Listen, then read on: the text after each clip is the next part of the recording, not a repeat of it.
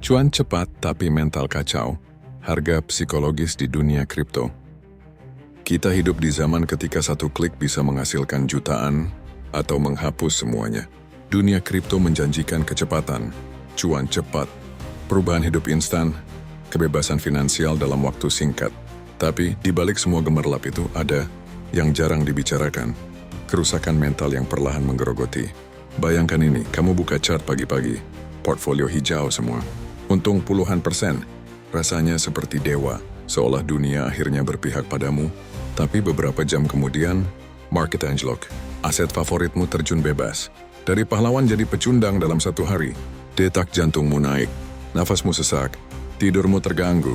Kamu terus refresh grafik sambil berharap, padahal kamu tahu, semua itu di luar kendali. Kenapa kita terjebak dalam siklus ini? Karena kripto bukan cuma soal uang, ini soal eksistensi. Setiap cuan memberi validasi. Rasanya seperti bukti bahwa kita cerdas, berani, dan layak dihargai.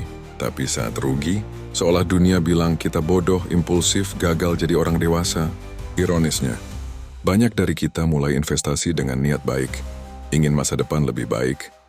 Ingin bebas dari tekanan keuangan. Tapi lama-kelamaan, niat itu berubah jadi obsesi. Bukan lagi soal strategi, tapi soal pembuktian diri. Kita mulai kehilangan kendali. Scroll berita tiap jam, cek harga di tengah malam, marah saat pasar turun, panik saat ketinggalan entry. Dan tanpa sadar, hidup kita mulai dikendalikan oleh grafik naik turun. Kita jadi cemas, sulit fokus, mudah marah, bahkan relasi sosial pun terganggu. Inilah harga psikologis yang sering tak kita sadari.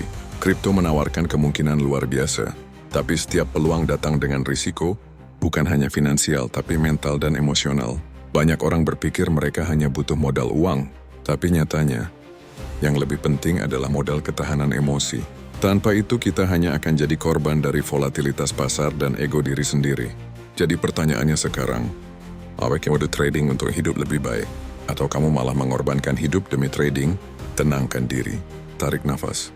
Karena dalam dunia yang bergerak terlalu cepat, kadang yang paling berani adalah mereka yang berani berhenti sejenak dan menyelamatkan kewarasan mereka sendiri.